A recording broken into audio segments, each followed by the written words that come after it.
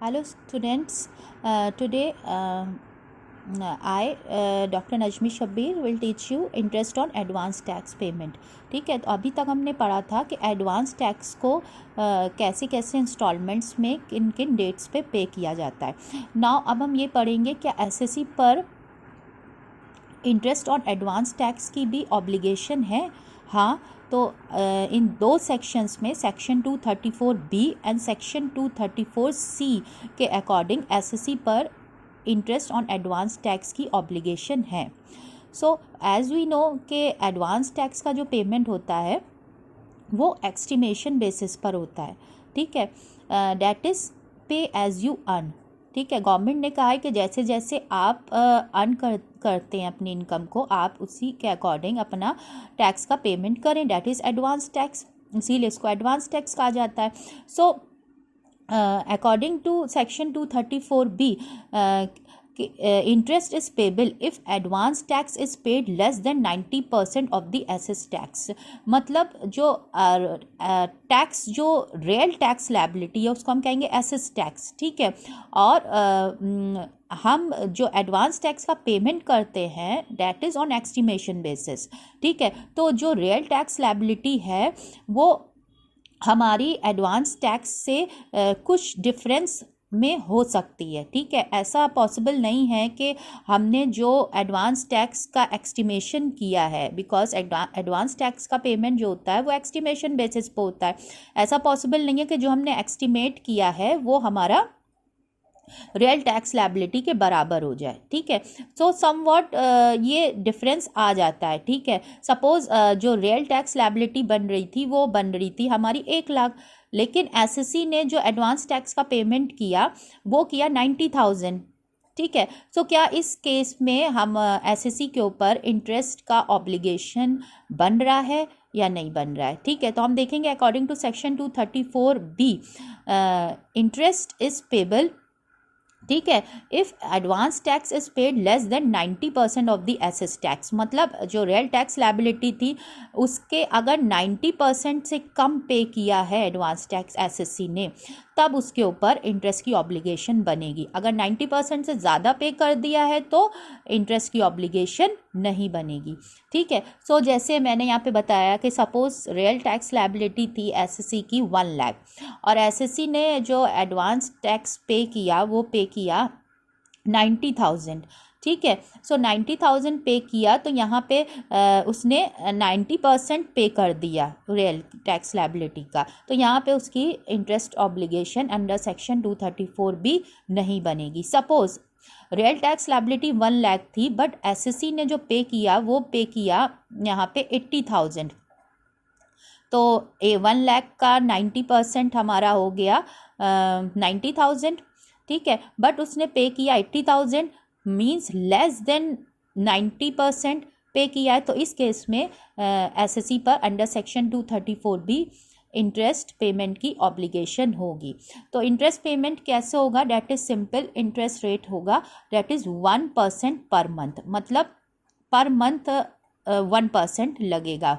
1 महीने का डिले हुआ तो 1% का डिफरेंशियल अमाउंट पर इंटरेस्ट निकाला जाएगा अंडर सेक्शन 234B. ठीक है, even for a fraction of a month.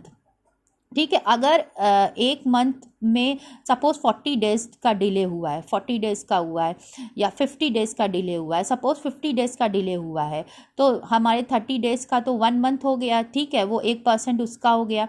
ठीक है, एंड देन ये 20 डेज़ जो और फर्दर हुए हैं उसके लिए भी पूरा 1 महीना लिया जाएगा.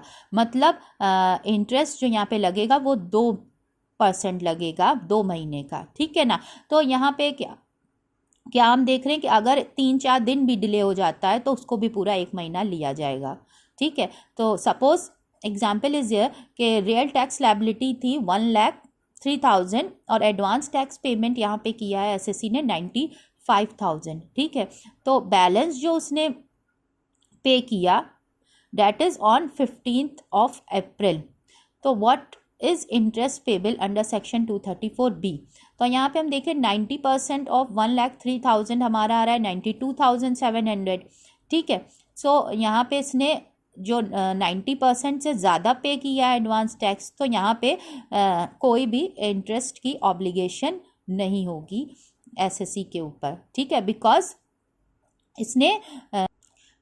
बिकॉज एसएससी ने 90% से ज़्यादा एडवांस टैक्स पे किया है, तो एसएससी पर कोई भी इंटरेस्ट की ऑब्लिगेशन नहीं बन रही है according to section 234B। Next example हम देखें कि इफ़ एसेस टैक्स इज 1,03,000, लेकिन एडवांस टैक्स पे यहाँ पे कितना किया है, 80,000 किया है, ठीक है। बैलेंस यहाँ पे कब पे किया, balance is paid on 1 April. So whether interest under section 234B is payable और नॉट, ठीक है। सो हम फर्स्ट देखेंगे 1,03,000 का 90% जो है वो कितना आ रहा है, ठीक है ना 90% 1,03,000 का 92,700, मतलब इतना 92,700 इसको पे कर देना चाहिए था, बट इसने लेस देन 90% पे किया है, इसने 80,000 पे किया है। तो in this case interest under section 234B is payable, ठीक है। इस पे इंटरेस्ट का ऑब्लिगेशन बनेगा एसएससी पर, ठीक है। यहाँ पे हम देखें डिले कितने दिन का हुआ है, तो हमने देखा डिले 1 दिन का हुआ है, तो हमें पता है 30 मार्च तक अगर पे कर देता है वो अपना इंस्टॉलमेंट, लास्ट इंस्टॉलमेंट, तो उसको एडवांस टैक्स में ले लिया जाता है। बट इसने पे यहाँ पे किया है 1 अप्रैल को, बैलेंस जो था वो 1 अप्रैल को पे किया है, तो 1 दिन का भी डिले हो गया तो हम उसको पूरे 1 महीने का इंटरेस्ट चार्जेबल होगा एसएससी के ऊपर, ठीक है। सो डिफरेंशियल अमाउंट पर हम इंटरेस्ट रेट लेंगे 1%, ठीक है। 1,03,000 था रियल टैक्स लायबिलिटी, और उसने पे कितना किया था, उसने पे किया था 80,000, ठीक है। बैलेंस उसने डिफरेंशियल अमाउंट 23,000 उसने पे किया था 1 अप्रैल को, तो 1 दिन का डिले हुआ, उसके ऊपर फ्रैक्शन ऑफ मंथ को भी हम 1 महीना लेंगे, तो डिफरेंशियल अमाउंट जो है 23,000, उस पर 1% से सिंपल इंटरेस्ट लगेगा, तो इंटरेस्ट ऑब्लिगेशन क्या आई 230 रुपये जो होगा वो इंटरेस्ट अमाउंट होगा एसएससी के ऊपर। तो this is according to section 234B, ठीक है। तो यहाँ पे हम डिफरेंशियल अमाउंट लेते हैं, ये कितना उसको उसकी रियल टैक्स लायबिलिटी थी और कितना उसने पे किया था, ठीक है, और बैलेंस उसने कब पे किया, जितनी डिले पे बैलेंस पे किया उतने डिले पर हम 1% से सिंपल इंटरेस्ट का इंटरेस्ट रेट लगाएंगे, सिंपल रेट ऑफ इंटरेस्ट से, ठीक है। तो 1% हमने डिफरेंशियल अमाउंट पे लिया, तो इंटरेस्ट अमाउंट क्या आ गया 230 रुपये। ये ऑब्लिगेशन एसएससी पे आएगा for interest payment under section 234B। Okay, thank you.